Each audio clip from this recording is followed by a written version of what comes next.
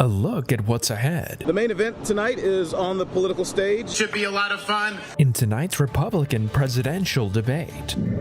A beating on camera in South Florida. Beat me up in my eye, my nose. My head is still traumatized. Leads to a state and federal lawsuits. And a fresh catch. I was immediately enraged. How a fisherman was caught in the middle of a controversy for what he was able to reel in. These stories and more coming up on Newsbreak.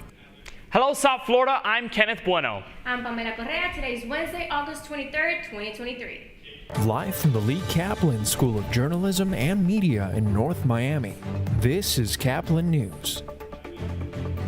Debate night. Most of the top Republicans trying to win the White House will be there, with one very big name missing. The frontrunner in the race will not be there, opting instead to participate in a recorded interview with former Fox host Tucker Carlson. While former President Donald Trump sits out, the other 8 leading candidates for the Grand Old Party nomination, led by the Florida Governor Ron DeSantis, will slug it out on stage in Milwaukee. Milwaukee playing host to this first debate of the presidential cycle and also to the Republicans' convention next summer in a nod to Wisconsin's role as a pivotal battleground state in the general election. 8 Republican hopefuls taking the stage tonight, and the party's frontrunner will not be among them. They've been working crowds in early primary states, but tonight... The main event tonight is on the political stage. At the time, Milwaukee is part of the story, and I think that's good news. We got the first debate in this whole shebang we're going to be able to do. It should be a lot of fun. Republican presidential hopefuls get a national platform. The truth is, many people in this country didn't even know who I was 6 months ago. So this is a good opportunity for me to introduce myself to the country. 8 candidates met the Republican National Committee's criteria for the first debate of the 2024 cycle, including former Vice President Mike Pence, Florida Governor Ron DeSantis, South Carolina Senator Tim Scott, former New Jersey Governor Chris Christie, former South Carolina Governor Nikki Haley, former Arkansas Governor Asa Hutchinson, tech entrepreneur Vivek Ramaswamy, and North Dakota Governor Doug Burgum. For some candidates lagging in early polls, it's an opportunity to start a conversation. I think what the American people want to see is, what's your plan for the future? Are you strong enough to be able to implement them? But the candidate not on stage will still loom large. Former President and party frontrunner Donald Trump confirmed Sunday he will not participate in tonight's debate. His rivals trying to seize the moment to break through, especially those sharply critical of his legal tangles. That's the case that has to be made, that we have to have a different direction for our party and for our country if we're going to win. And Trump has already taped an interview with the former Fox host Tucker Carlson that is set to air as counter-programming to tonight's debate. Tomorrow, he is expected to head to Atlanta to surrender at the Fulton County Jail on charges in the Georgia 2020 election subversion case. In Milwaukee, I'm Karen Kafa. When living in South Florida, mosquito bites are inevitable, particularly in the summer. Yet precautions must be taken. As CNN's Mandy Gaither reports, a new case of the old disease has been reported.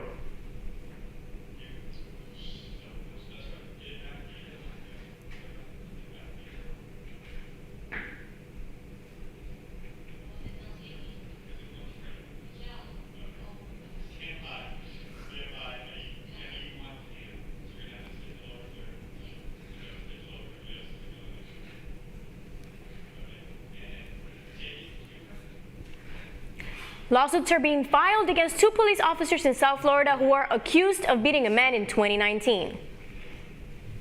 John Monroe was 62 years old when he was beaten by 2 West Police Palm Beach officers in November 2019 during an alleged trespassing incident.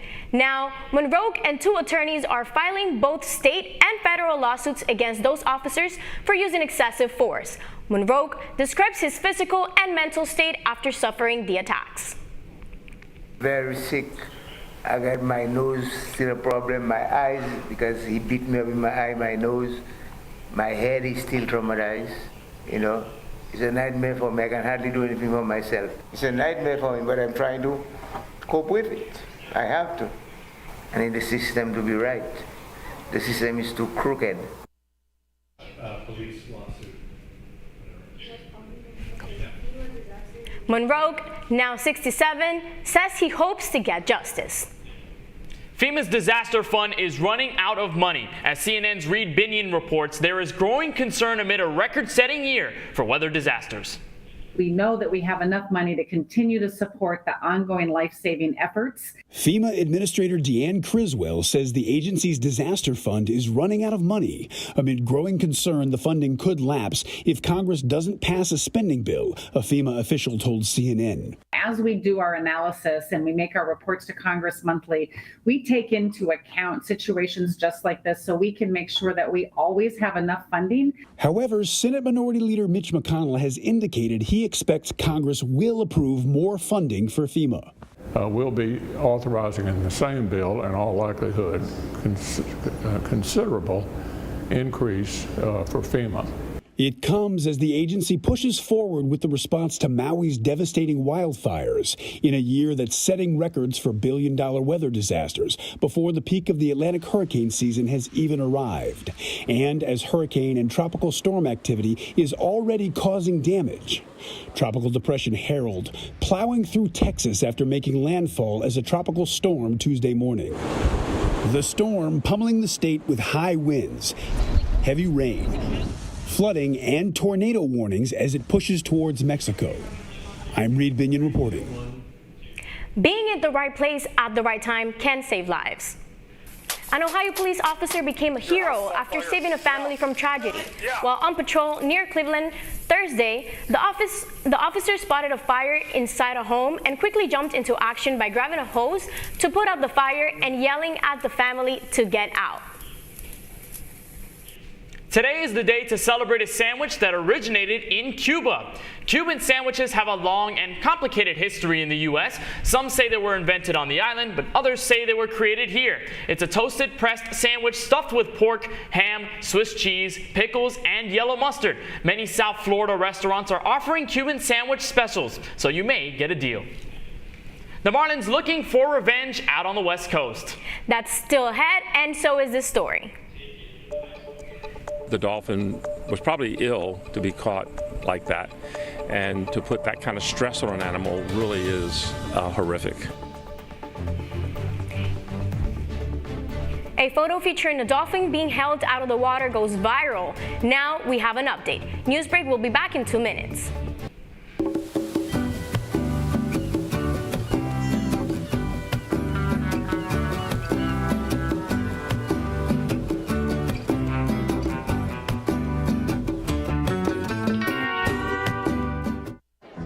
Black truck. Hey, Christina from accounting. Yeah, hi. Hey, I used to date a girl named Christina. Oh, really? Yeah, and then she dumped me for my best friend. You want to see some photos of them that I took? I don't. I thought we talked about this, buddy. Buzzed and overshared again? Yeah. Yeah. I'm gonna call a car. That's a smart idea. So yeah, I know, that's why I did it. Hey, you're gonna get back to the top of the mountain. Does that mean I'm gonna get back with Christina? No. Oh. No.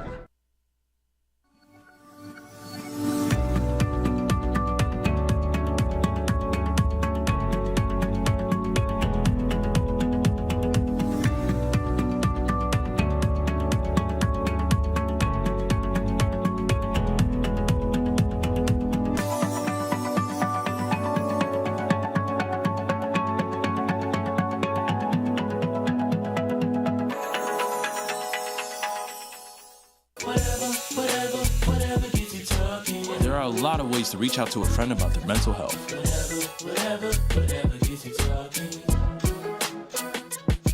Learn how you can help at seizetheawkward.org. Bill is a family man. He invests his money wisely and provides a good life for his children.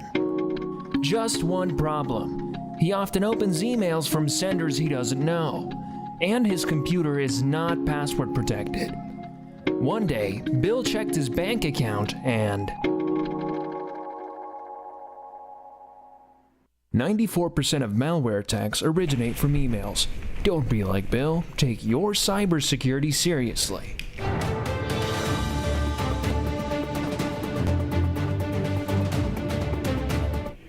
Snapshot scandal involving a man in Florida and a dolphin. A picture of a man hoisting a dolphin out of the water in Jacksonville was met with significant backlash, not only by residents, but also by the law.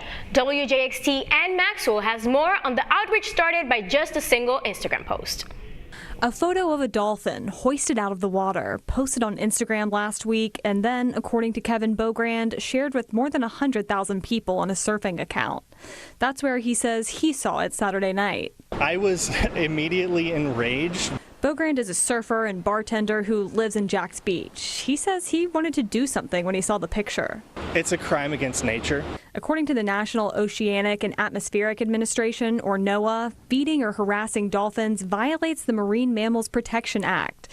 It's against the law to disturb their behavioral patterns or injure them in the wild. Jacksonville University marine science professor Dr. Quentin White says holding a dolphin out of the water could hurt them. The dolphin was probably ill to be caught like that, and to put that kind of stress on an animal really is horrific. He says marine mammals need buoyancy to breathe, so hoisting a dolphin out of the water can make it really difficult for them to draw breath. It may not survive. You know, you didn't mean to do that, and we won't know probably for a while whether it made it or not. So it was pretty horrific when I saw it. A lot of animals, people don't realize it. They catch them and I want to take pictures, and they put them back in the water and they die because they're not used to being out of the water. Beaugrand reported the photo to several agencies. NOAA and the Florida Fish and Wildlife Conservation Commission are now investigating. If prosecuted, violators of the Marine Mammal Protection Act could face civil penalties of up to about $34,000 or criminal fines and up to a year in prison. That was Ann Maxwell from WJXT reporting. A sad update to the story. Near the bridge where the photo was taken, a dolphin calf was found dead. The FWC is looking to see if it matches the dolphin in the picture.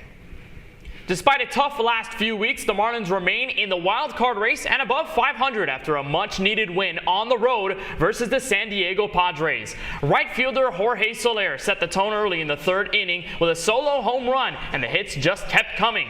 Despite a rough outing in the first game of this series when they allowed a grand slam home run, Miami found a way to respond by keeping the Padres scoreless. The final score was Marlins 3, San Diego 0. The Fish stay in Petco Park as they wrap up the series today at 4:10 p.m. You're watching Newsbreak. We'll be back in a moment.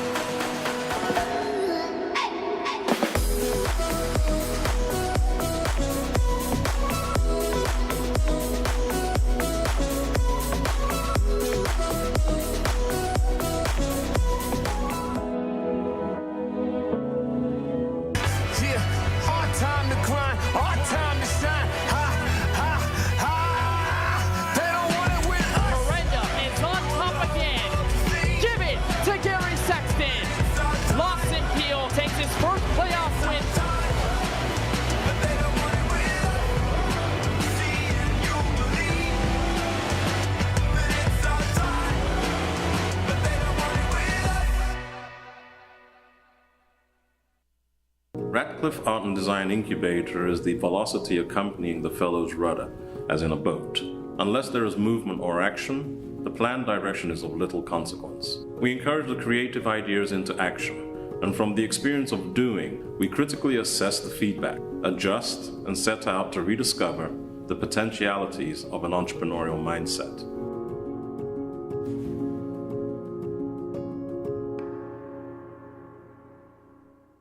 STEM is precise, no margin for error. Dare to forget that. Dare to have fun with it. Get weird with it. Dare to send those old STEM theories flying past the neighbor's house into outer space. Dare to program something internet-breaking, record-breaking. Dare to blow their minds. Dare to learn the difference between sedimentary and metamorphic rock. Go find those rocks. Dare to keep daring. Dare to STEM. Check out She Can STEM to get started. That's all the time we have for Newsbreak. I'm Kenneth Bueno. I'm Pamela Correa. Get more news anytime at caplinnews.fiu.edu.